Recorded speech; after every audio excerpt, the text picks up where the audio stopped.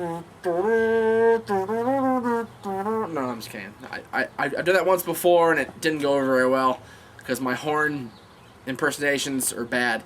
This is episode 70 of Talk Wrestling. You are watching us on NoDQ, MySpace, Facebook, Twitter, YouTube, of course, with almost 8,000 subscribers.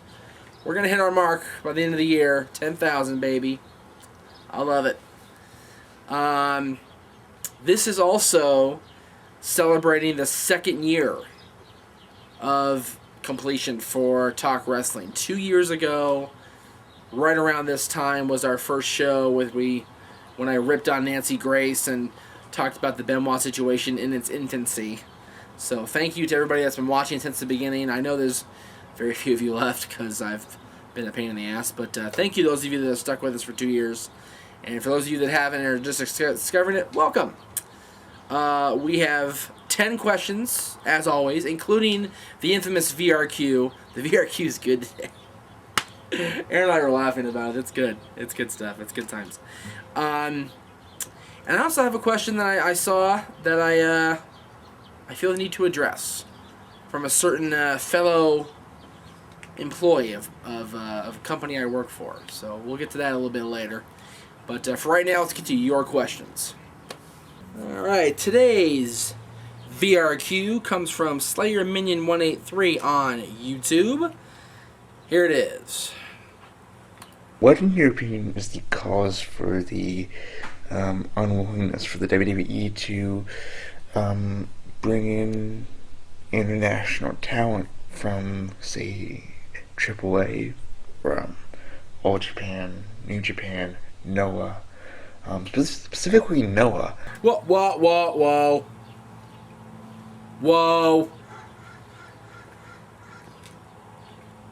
I went, how many shows without saying the name? And this fucker slips. Oh, wait. He means the company that Masawa founded, doesn't he? Oh, my bad, dude. My bad. Sorry. Got a little crazy. Alright. First of all, I appreciate the question, but dude, get your hands out of your face, dude. Let me see who I'm talking to. Let me see who I'm responding to. But get your head up. Be proud of your question. Alright? Okay. I don't know why WWE's not willing to do like similar things like TNA does as far as bringing in guys to enhance the product. I think that they're happy enough with the crop of talent that they have that they don't want to mix in, too many people and make the superstars they have feel bad, I guess. This is really good. I like this question a lot. It's a really good stumper. I don't know if WWE's willing to pay, all these international talents, and also, these guys that work for All Japan, New Japan, Noah, AAA, CMLL, all these different feds. Are they willing to, leave their promotions full time and work for WWE? Because that's what WWE would want them to do.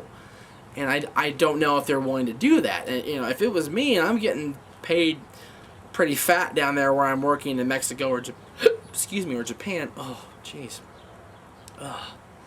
I wouldn't want to leave a full-time commitment to go work for, less money or not as much money, guaranteed as what I get for working for the smaller feds. Alright, here's the question I was talking about earlier from the fellow employee. This guy also, I'm not going to give him the glorification, the satisfaction of saying his name on the show because, well, his question kind of pissed me off. So I'm just going to say it. He does work for Epic, as do I, although I work for Anthony Maris. High Society, Epic War Tag Team. They did it without me. I was so proud of my boys. Tim Donce, Jason Strife, the Epic War Tag Team Champions. We're going to name our third guy coming up at the end of this month. Yay. Good stuff. But this is his question from another Epic employee. What major companies or feds have you worked for? For example, WWF, WWE, WCW, TNA. Well, first of all, WWF and WWE are the same company. They're genius. That gives credibility to what you say on this show, or is it just your opinion? If this is just your opinion, then you're just a mark like all the rest of us. The only difference is you have someone that is willing to spend their time shooting and editing your show, and fans that actually watch it. In reality, you are no different than fans that shoot themselves wrestling in their backyards, or fans that give their 2 cents and put it on YouTube and hope people watch it. Not that there's anything wrong with that or your show, but don't bullshit people and act like you know everything, like if WWE is bringing back the cruiserweight title or know what's really going on in these major feds. You go on the same message boards and read all the same dirt sheets, spoil their shit that everyone else does. I can't tell if you're one step above or below Jimmy Quinn. Wow. Really, with the hate on Jimmy Quinn, too? Alright. And one last thing. Get yourself a big backdrop or a sheet, something to hang in the background. No one wants to look at your bedroom. So this goes out to you, Big Daddy Mark Meacham. What you got to say? Aaron, help me out here. When was the last time we shot in the house? A year ago? A year ago. At least. We've been out here and at Aaron's place for a year at least. Well, my place is a palace. Yeah, Aaron's place is a palace where there's no fucking noise, no baby noise, none of that shit. That's alright. Alright there, Negro Jimbo Slice, that's your name you got on here. I'm not gonna give your real name out there. I never pretended to be this knowledgeable person, and for the record, I don't go on the message boards. I don't mess with those. Because I don't. I used to, and I got chewed out for it by my former boss, the wonderful Gary Yap. He chewed me out very, very infamously on the Epic Worldwide War. You guys all saw that, for those of you that watch Epic Worldwide War, and if you haven't, go back in the archives about a year. The same night that Gary got his ass whooped, and I saved him from a further beating. This guy, I've said from the beginning, this show is just my opinion. The headline on the fucking MySpace, remember, it's just my opinion. Get over yourself, buddy. Just film the shows and be quiet. Okay? Shh. No more. I don't want to hear from you anymore. You just do your job, and I'll do my job, and manage the Epic War Tag Team Champions, and take over this company brick by brick, person by person, by force, if we have to. Youssef, all the way from Kuwait. Wow. This may be one of the most international questions we've ever got, Aaron. Kuwait's a pretty remote country. And they're pretty tore up over there. I'm surprised they have internet. It's really cool. First of all, I just want to say I'm a big fan of the show. Keep it up. Now on to my question. What are your thoughts on WWE putting the straps on fresh green talent? Jack Swagger, for example. Don't get me wrong, I like seeing the youngsters get their break, but I just don't think it's a wise idea to give a world title to a fresh guy. Thanks for your time, Youssef. Well, I wouldn't call Jack Swagger green. I mean, he is a two-time All-American. He knows what he's doing. And, you know, the guys you're seeing on TV, especially on ECW now, have put in the time in Florida and OVW and, you know, the Indies and a lot of different places before they've come up to WWE. And these aren't some, you know, just, you know, backyarders off the street or some, you know, somebody like me who has no training whatsoever getting into the ring.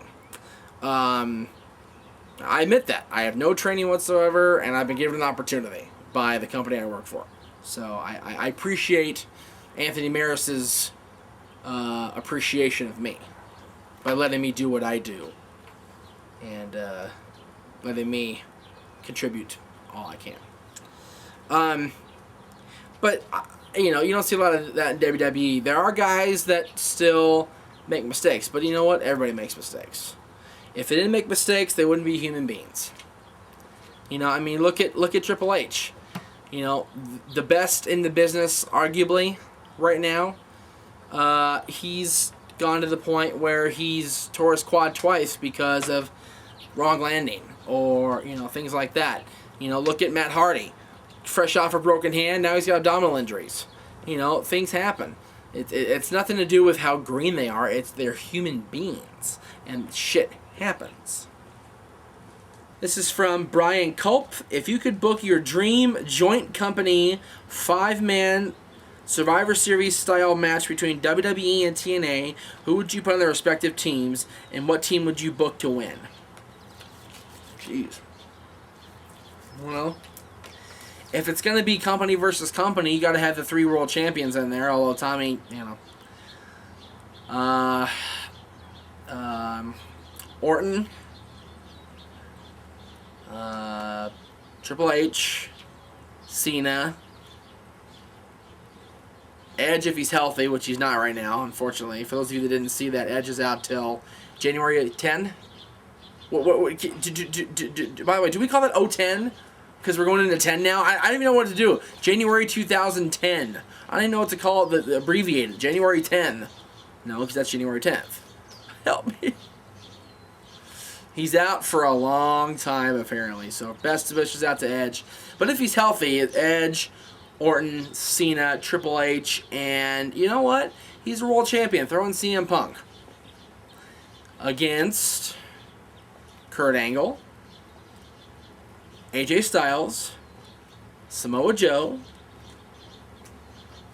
Kazarian, not Suicide, but Kazarian, and Jeff Jarrett. And because they are a better company, I say book the truck to win. Because they always defeat me and make me tap out every show. No. WWE would win that. That's why I booked to win that one. Thank you for your question, Brian Culp. Good stuff. This is from David Vogt. V-O-O-G-H-T. Sorry about that, David. My question for you is, what do you think of the following opinions I have that I think can improve the WWE product? 1. Get rid of ECW. ECW is good originally, but as a WWE brand, it is seen as the C brand. I think WWE benefit from going back to just Raw and SmackDown. I'd also scrap Superstars, but that's just my opinion. Damn, this fly's going to bug the crap out of me the rest of the show, isn't he? Have 2 shows per brand. Wow, I don't know about that. I'm not even going to bother reading the rest of that. That's not a good idea at all. Change the WWE draft. I like the idea of the draft as it allows the WWE to freshen things up, but every year is too often. Every 2 years could work. An example of this is Kane.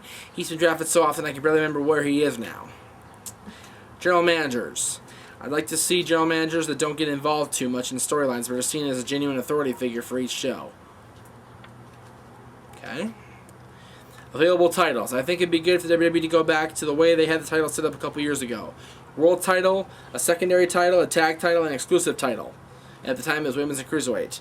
This worked in my opinion, and it kept a nice balance. I feel the women's division doesn't need 2 titles, as it does now, and the WWE would benefit from reintroducing the cruiserweights and fleshing out the tag division. Reduce the number of pay-per-views, this is his last suggestion. I've said this a couple different shows recently. Reducing pay-per-views is a wonderful idea. As far as the titles go, each brand has their own everything. And I think that's good. It's a good balance. I don't think, I don't think going back to the cruiserweights being around, the cruiserweight division, as far as the title around, is a good idea necessarily. Having divas compete on both shows as a nice balance. People like to see the divas. I don't see why to get rid of them. 2 shows per brand is a terrible idea. I'm sorry, David, but it is. 1 show per brand enough. 1 show per brand is more than enough that we see every week. The general managers need to be involved in the storylines as far as, making matches. The whole Vicky Guerrero thing, that was a little much. But, general managers we've seen in the past. I mean, look at Eric Bischoff, how involved he was when he was general manager of Raw. Look at Paul Heyman when he was general manager of SmackDown. Kurt Angle when he was general manager of SmackDown. The one neutral general manager we've seen, 2 we've seen, so far. 3, if you want to count Tiffany. Now she's your general manager of ECW. Stephanie McMahon and Teddy Long. Teddy Long has been very neutral up until recently, not getting involved too much.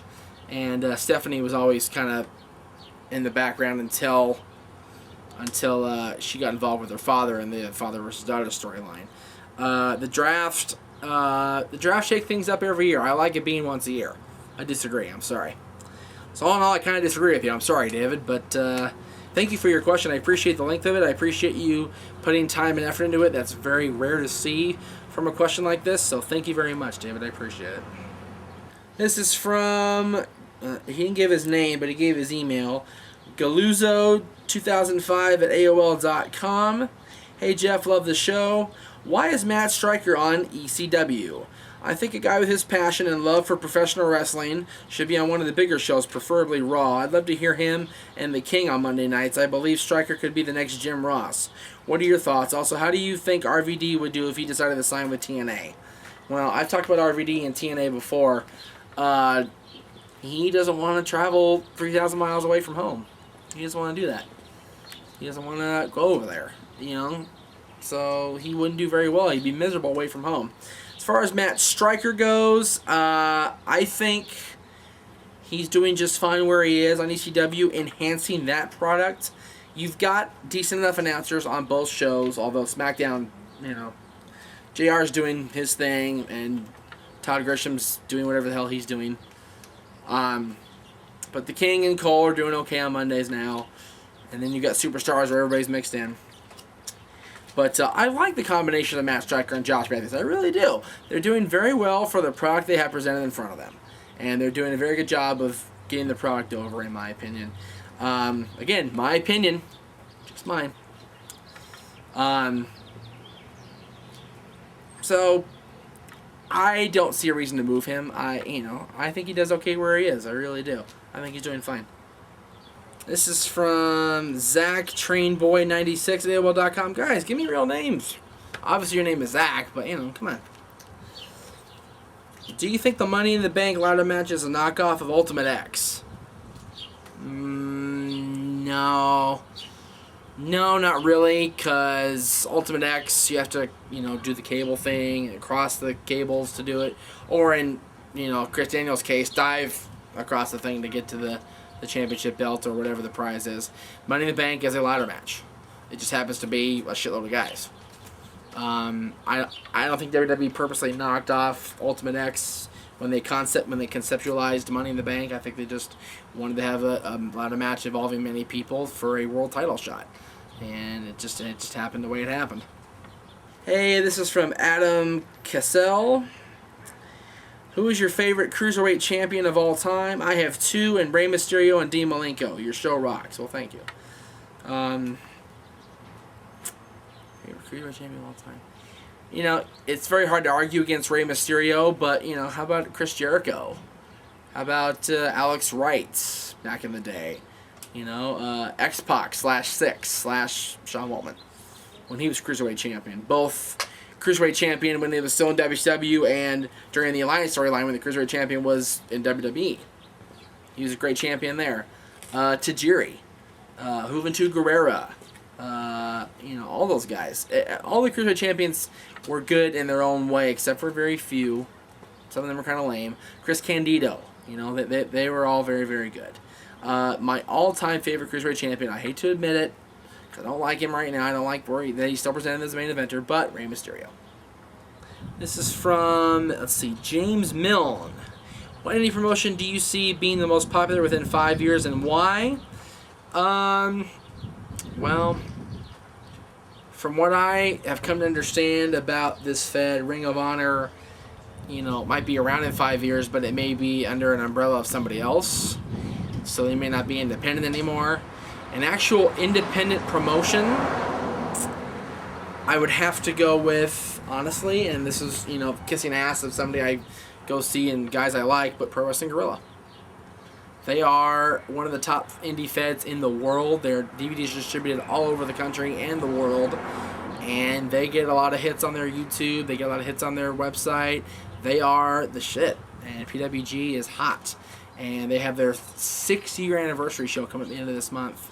I wish I could go when I'm working.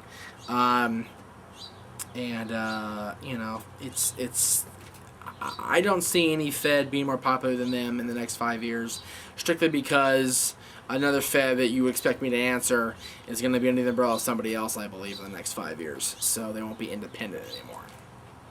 This is from Rob T. If you could vacate all the titles, separate the tag titles, who would you make champions? I like that. All right. We'll go with that. I wouldn't vacate the WWE title. I keep it on Orton. The World Tag Team titles, I would put back on the...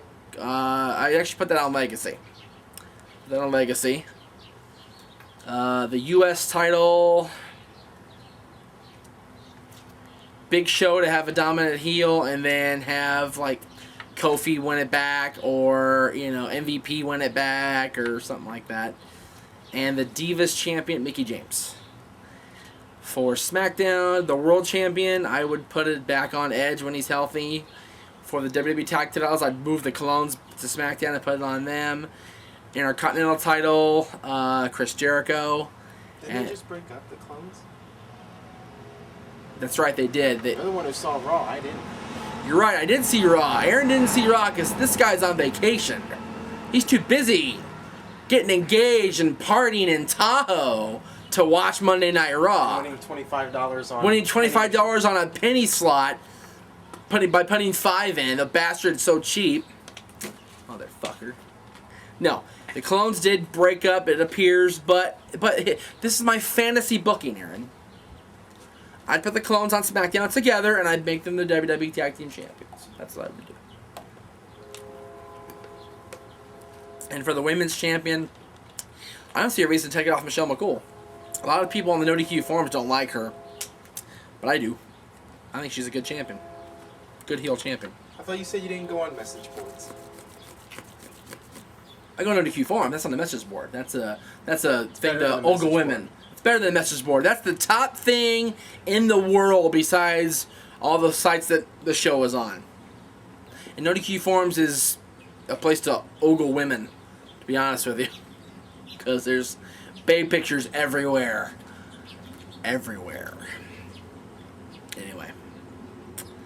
Yeah, I don't see a reason to take the belt off Michelle McCool because she's champion.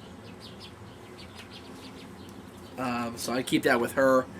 ECW, I would put the belt... All the guys in ECW... It's so mixed up now since the trade. I would put it on a heel Christian.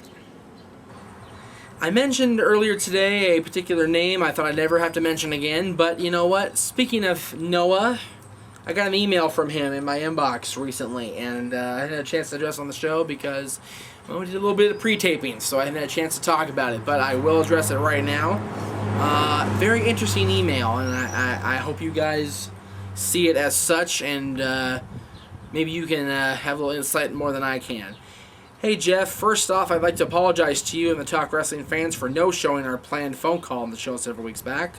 I just want to let you know that I had a very good reason for missing our engagement, and if you give me the opportunity, I would like to explain myself on the next edition of Talk Wrestling. I have a major announcement to make to not only you, but the fans of Talk Wrestling and the entire internet wrestling community as well. I hope to hear from you soon, Noah Donish. You know, I really wanted him to be on the show when we called him, Aaron. I really did. But I'll tell you what, Noah. If you wanna send in an announcement video and have me put it on the show, by all means, send it in. I'd love to hear what you have to say. I'd love to hear your reason why you can't take the time to answer a simple phone call. So go ahead, send it in. I'll put it on the air, whatever you say. Okay? So go for it. With that, we're going to end our second year of Talk Wrestling and begin our third year anew with episode 71 coming up next week. Next week, more questions, this time from the MySpace side. If you send in questions to MySpace you haven't had it answered, I'm like literally, June, 2 months backlogged, so I apologize, but your questions will get answered slowly but surely. For now, this is Jeff Meacham saying bye-bye. Episode 70 is done, in the can. Don't forget to watch us on NoDQ, MySpace, YouTube, Twitter, Facebook, everywhere in the freaking world. See you next time.